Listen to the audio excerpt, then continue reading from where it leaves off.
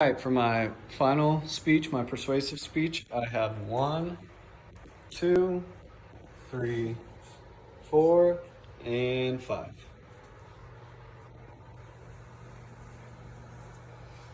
Hello, everybody. Thank you for coming. Today, I'm obviously going to be talking about drinking and driving, and it's something that I hold pretty personal to me because my dad, firefighter for 30 years, EMT, and he would come home and he would see stuff that he just wanted to talk about, and it was pretty messed up, and it's something that I just want to continue to pass on to everybody.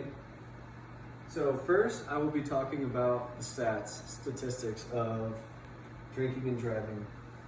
So every hour that goes by that one person dies from drinking and driving, it's 30 a day, it equals out to about 15 minutes, but the United States has 30 people die every hour. And if you think about that, drinking and driving is something that is 100% preventable.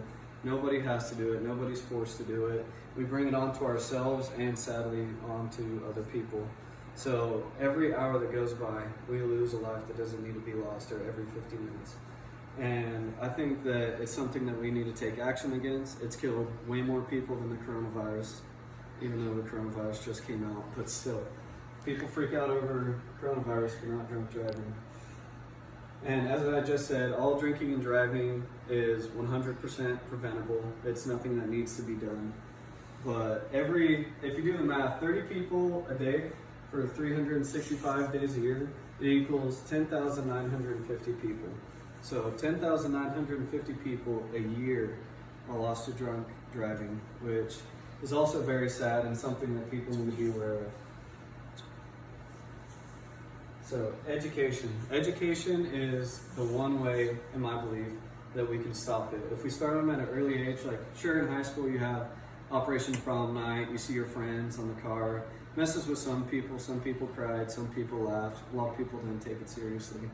But if you educate early, that's somewhere where you're making your decisions like, oh, this is good, oh, this is bad, or hey, this is cool, this is not. And it's a lot of peer pressure that's involved with it, people saying, oh, I drove drunk the other night, and you're like, haha, that's cool, but it's not. And people just need to be educated on it at the earliest age that they can. So the legal limit for driving drunk is 0.08. Anything above that, you're getting arrested, you're getting a DUI, no matter what. If the officer feels like you are more impaired under the limit, then he can also give you a DUI.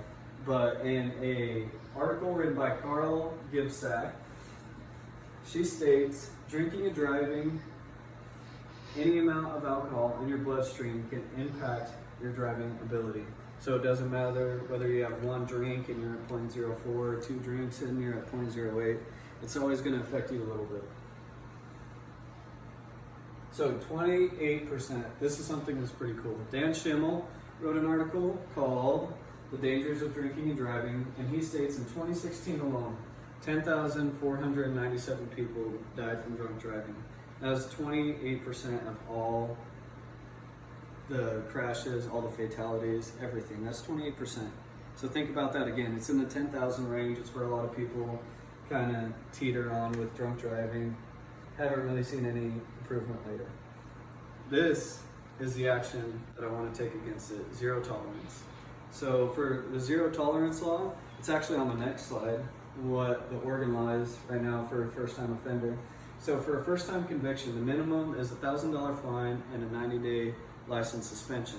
And that's from 2017 ORS 813.01, one of the local laws. So with the stricter laws on the DUI, I feel a lot of people would be a lot less keen to drink and drive. They wouldn't feel as, oh, I could get away with it, or oh, 90-day license suspension. I'd go with a full year. That way they can take the bus, they can do whatever. They can see how hard it is to live without a vehicle, and that might affect their choices a little bit. Or maybe they do get in an accident, and maybe they say, oh, I don't have a vehicle anyway, so they have to work up to get that, and riding a bike to work, that would suck. And a $2,000 fine, that way they do have to start taking the bus places and working and finding the money for it. So the victims, this is another big thing that I wanted to drive home. My ethos is on value, of course, So the value of it is it doesn't stop at the people involved in the crash. It starts with your first responders. Your first responders, like my father, they show up, they see traumatic scene, they see a family dismembered, they see people laying on the car, they see blood. So that they take that home with them. And then you get to, well, of course, the families of the victims, the people that, whether it was the aggressor, the person driving drunk, or whether it was the victims that had nothing to do, just innocently driving, and they get taken, their life gets taken by a drunk driver.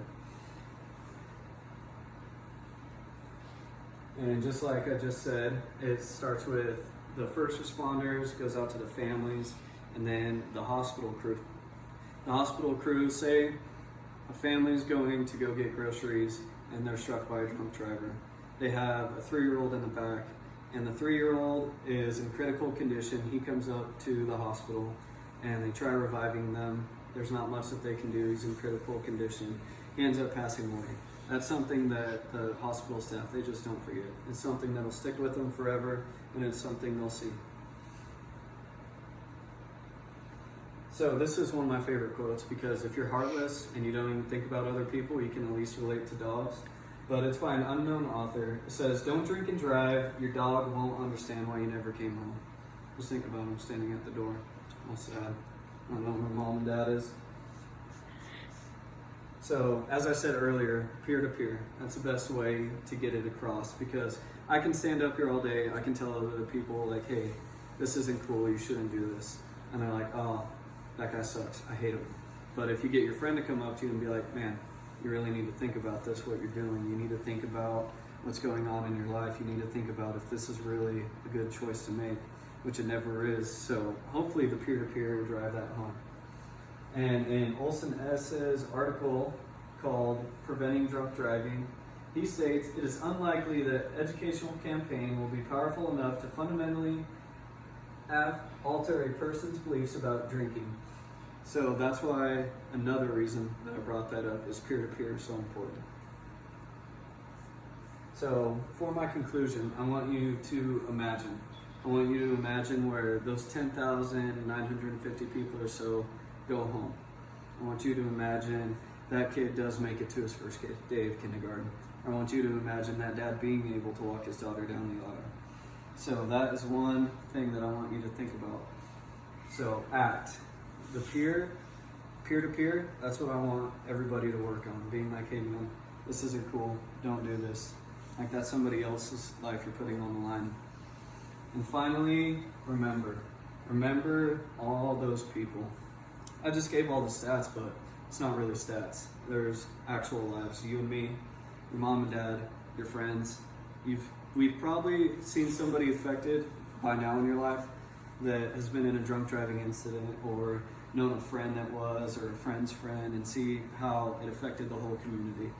So I just want you to think about that, and I want to thank you for listening to my persuasive speech.